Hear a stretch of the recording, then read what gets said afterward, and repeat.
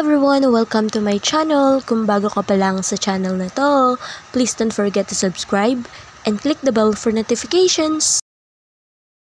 If you feel uneasy to my voice, you can turn off the sound.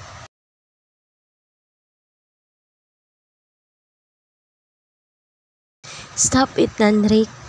Naiilang nasaway ko rito dahil kanina pa siya nakatitig sa akin habang kumakain kami. Siya ang kusang lumayo kanina. He also said he's sorry dahil hindi niya raw napigilan ang sarili niya.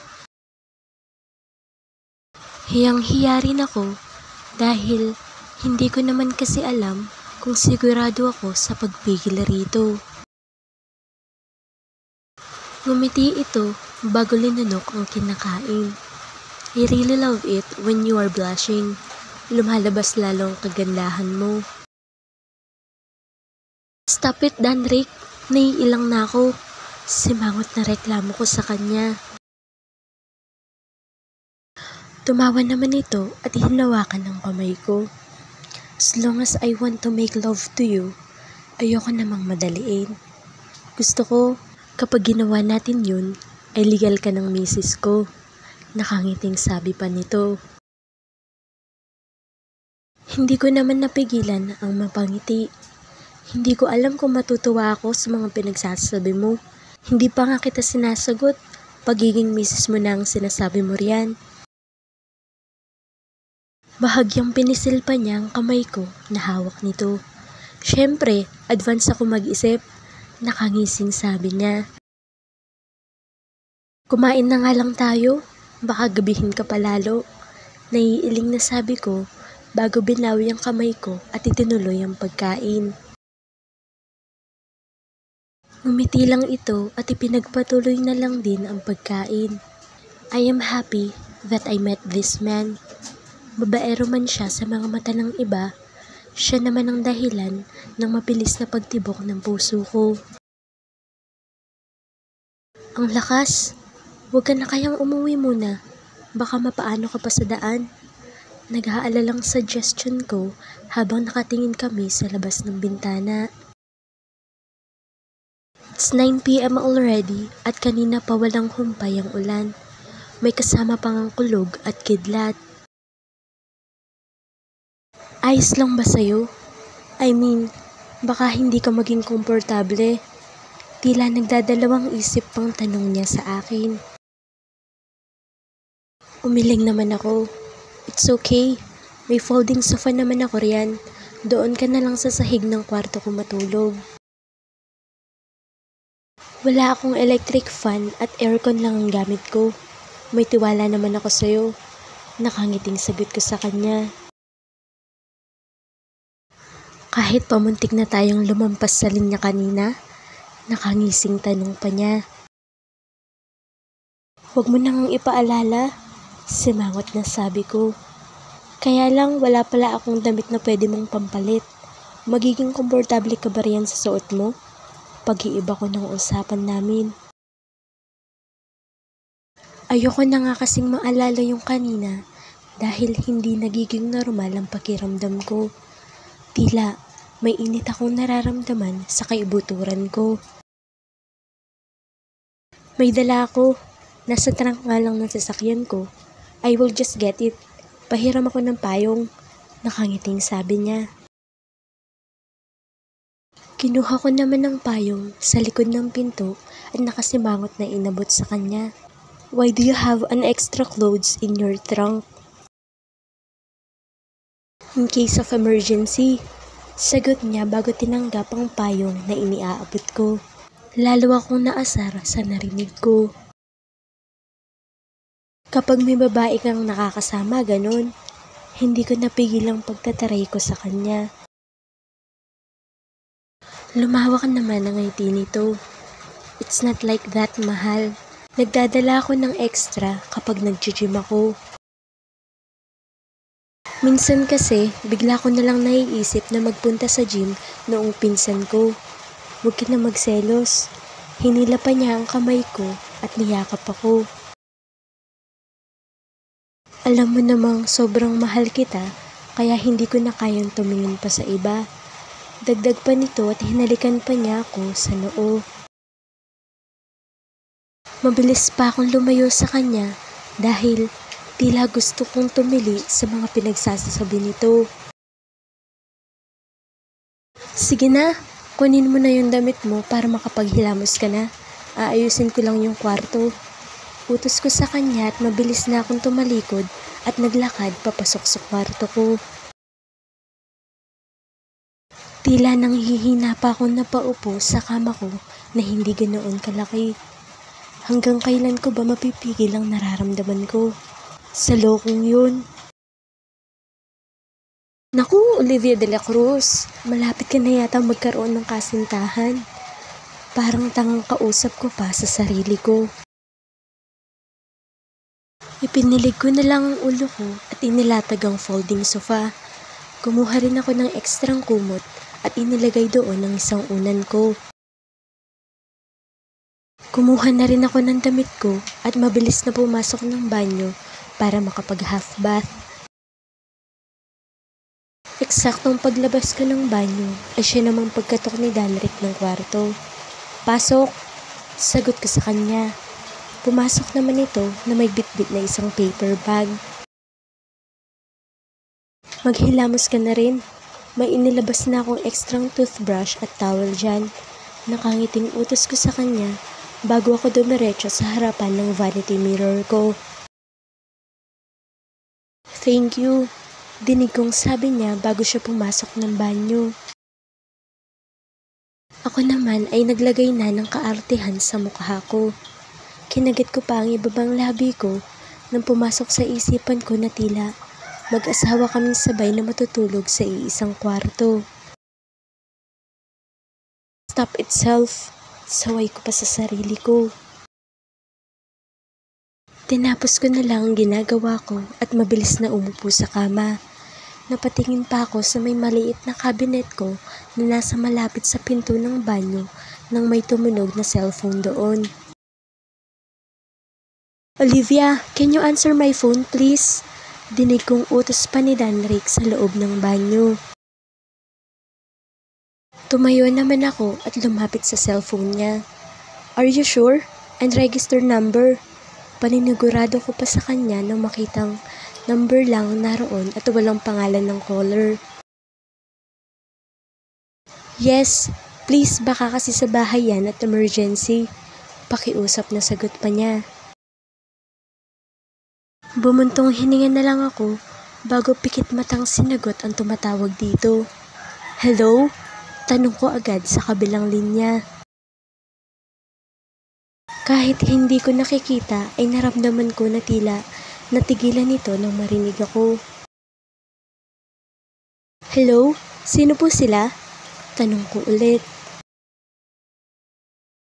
Oh, hi! Is Kuya Danrick there? May tatanong lang sana ako. Tell him it's Zenica. Magilaw pang sagot ng nasa kabilang linya. Kuya, siya ba yung kapatid ni Danrick na nabanggit nito? Can you call him again after 5 minutes? Nasa banyo pa kasi siya. Nahimigan kong may mali siyang sabi niya. Hindi na lang ako nag-react dahil baka kung ano pa lalo ang isipin niya. Okay, by the way, who are you? Tanong pa nito. I'm Olivia. Nautal yata ako sa pagsabi lang ng pangalan ko. Olivia? Ikaw yung nabanggit ni Mami na kasama ni Kuya na pumunta sa office niya? Oo. Simpleng sagot ko. Great! Please, sumama ka kay Kuya sa Sunday, ate ha? I really want to meet you, please. Ate? Tinawag niya akong ate? Yan ba yung anniversary ng mga parents nyo? I think naka-oo na kami kay Tita Veronica kanina. Sagot ko bago kinagat ang ibabang labi ko para pigilan ang mga ngiti ko.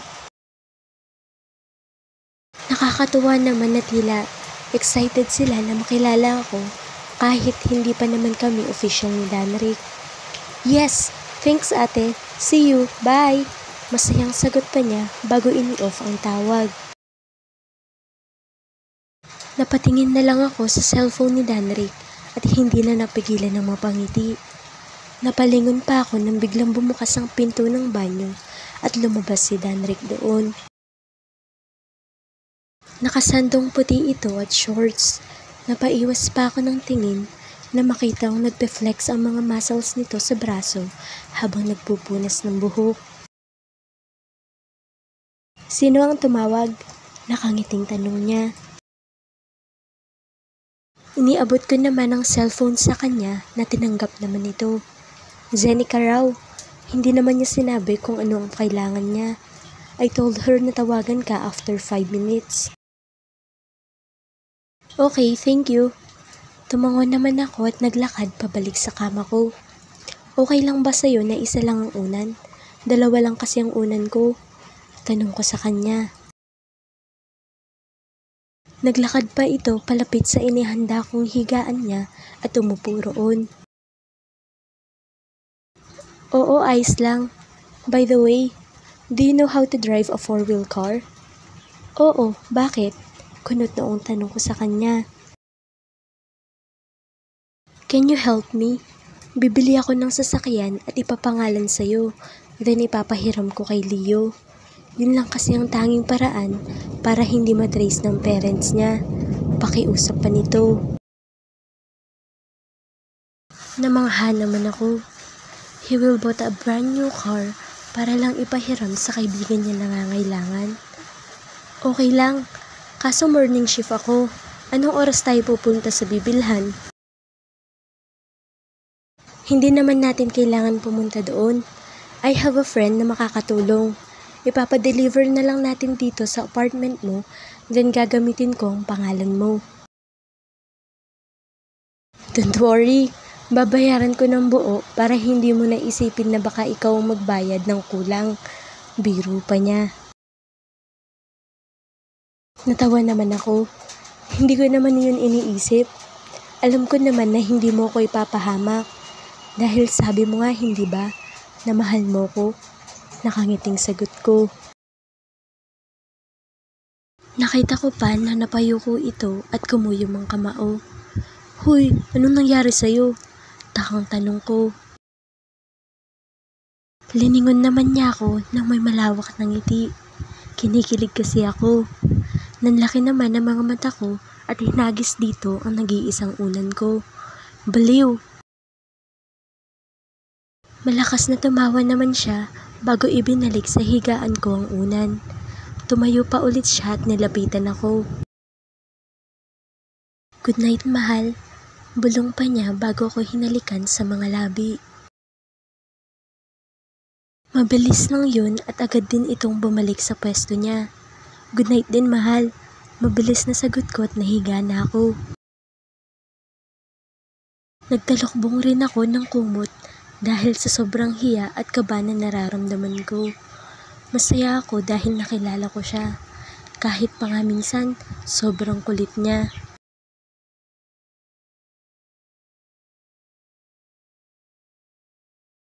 So, are you two together? I mean, you and Leo. Nakangiting tanong ni Caroline kay Hailey. Narito kami sa isang exclusive subdivision kung nasaan ang malamansyong bahay ni Caroline. May kaya palang pamilya nito. Buti na lang at sinuportahan nito ng mga parents niya sa pangarap nitong maging chef. Ang sabi ni Danrick sa akin ay anak ng isang mayamang negosyante sa United States, si Caroline. I don't know. Basta ang alam ko, we are special to each other. Namumulang sagot ni Hailey at sinulyapan pa si Leo. Napatingin din ako sa direksyon na tinignan ni Hailey. Nasa may kabilang gilid kasi ng swimming pool ang mga boys at busy sa pagluluto. Siguro pareho kami ni Hailey. Ayaw madaliin ang relasyon sa mga lalaking importante sa amin. Napabalik naman ang atensyon ko sa mga kasama ko na magsalita si Isabel. Naku Caroline, parang sina Olivia at Danrick lang yan, magulong usapan. Inirapan ko naman ang mga ito. Ayoko lang talagang mahulog kay Danric. Alam niyo naman kung gaano ka-playboy yun. Nakangusong pagdadahilan ko. Ayoko namang sabihin na nanliligaw na sa akin si Danric at lalo lang akong tutuksohin ng mga ito. Sus, alam mo kung hindi yan seryoso sa'yo, dati pa yan nagdala ng ibang babae sa mga inuman ng 4 na yan. Pero mula nang umuwi yan galing sa probinsya mo, ay wala pa yang idinidate kahit isa. Pagbibida pa ni Caroline sa kaibigan. Ang alam ko ay matagal nang kakilala ni Caroline ang 4 na boys. Dahil college pa lang yata sila ay may relasyon na ito kay Drake. Nakagat ko naman ang ibabang labi ko para pigilan ang ngiti. Tinignan ko na lang din ang baso kong may alak para iiwas ang paningin sa mga kasama ko at itago ang kilig na nararamdaman ko. Hi, alam nyo girls, kapag sinayang nyo yung oras para maging masaya kayo, ay magsisisi lang kayo. Magkakaroon kayo ng mga what ifs na hindi nyo na maibabalik. Ang love kasi, puro risk yan. If you don't risk, you will not get a step forward. Lahat naman natatakot masaktan, pero it's a normal thing. Pangangaral pa ni Isabel sa amin. Sa tagal siguro ng relasyon nito sa boyfriend na si Trevo, ay marami ng mga nalampasan ng mga pagsubok ang dalawa. True, ano bang mas pipiliin nyo? Yung nasaktan kayo pero naranasan nyong sumaya? O yung nasaktan kayo at hindi nyo man lang naranasang iparamdam sa kanila kung gaano nyo sila kamahal? Tanong pa ni Caroline na nagpatahimik sa amin ni Hailey. Napabuntong hininga naman ako. Bakit ba kasi napunta sa love life namin ni Hailey ang topic? Kapag talaga ako nasaktan dahil dyan sa kaibigan nyo, lulublob ko talaga kayong dalawa sa putikan. Banta ko kina Caroline at Isabel na tinawanan lang ako. Inisang lagok ko na lang din ng alak sa baso ko. Nagulo tuloy ang isipan ko sa pinagsasasabi ng mga babaeng ito. Grabe naman itong mga swimsuit mo, Caroline. May tibak pa. Nakangiwing sabi ko habang nasa walk-in closet niya kami sa kwarto nito para mamili ng mga susuoting pang swimming. Nagkayayaan kasi kaming mag-night swimming, kaya dinala niya kami rito para pahiramin ng mga swimsuit na hindi pa raw niya nagagamit. Hindi ba nagpa-pageant ka? Dapat sanay ka na sa ganyan. Natatawang sabi naman ni Caroline. Hindi naman ganito ka-sexy. Beauty pageant yun, girl. Sagot ko habang namimili. Mabilis kong dinampot ang isang one-piece swimsuit. Heto na lang sa akin, pagbibigay alam ko. Sus, ang conservative naman yan, Olivia. Naiiling na sabi ni Isabel habang may hawak na pulang string bikini. Hindi ko carry ang ganyan.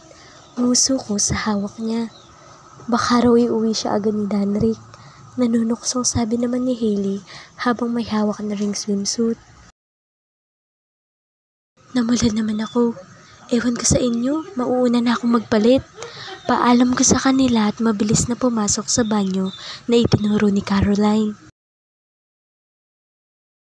Narinig ko pa nga silang nagtawanan na hindi ko nalang pinansin. Masaya ako dahil nakilala ko sila.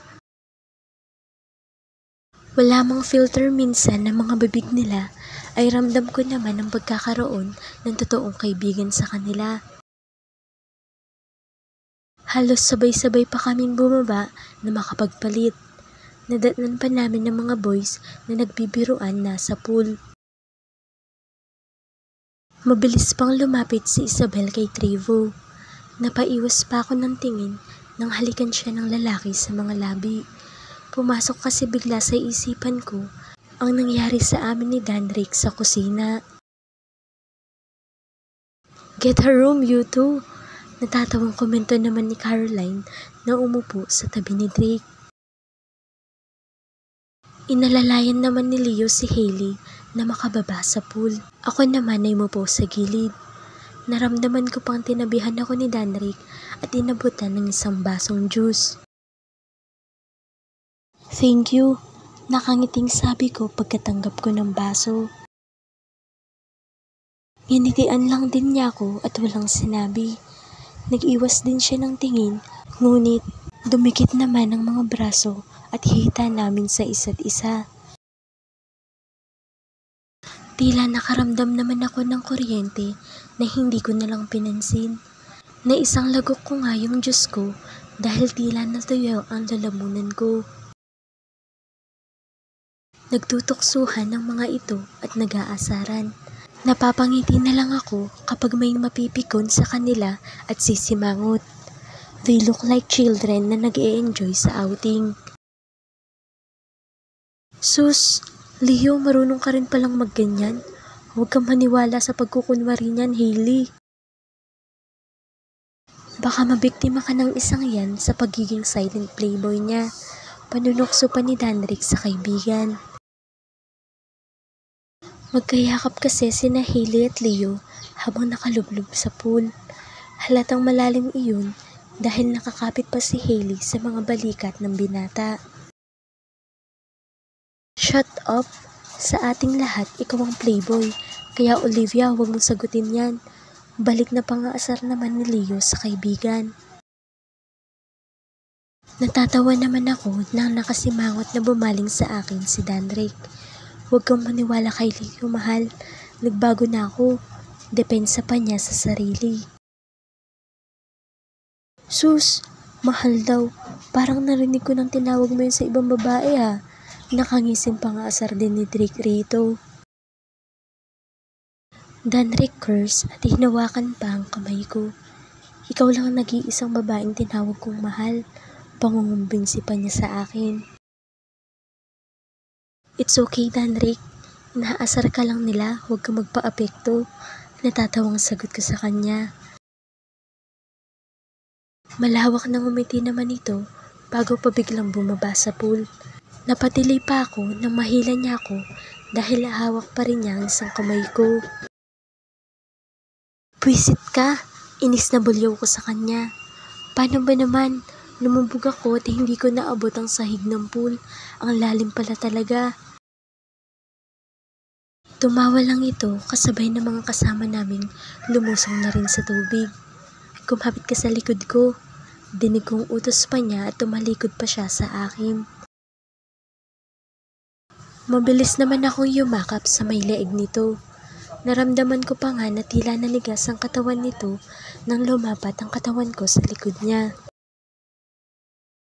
Nakagat ko pa ang ibabang labi ko dahil ramdam ko ang pagkakalapat ng mga dibdib ko sa likod niya.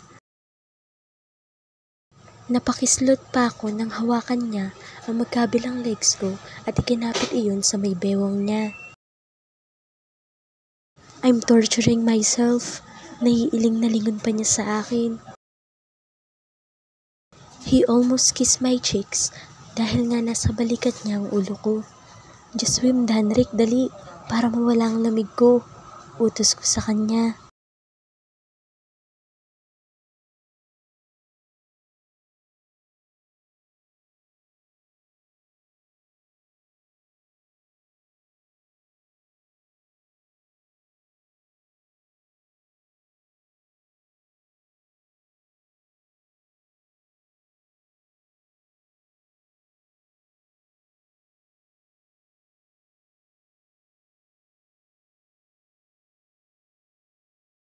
Thanks for reading. See you!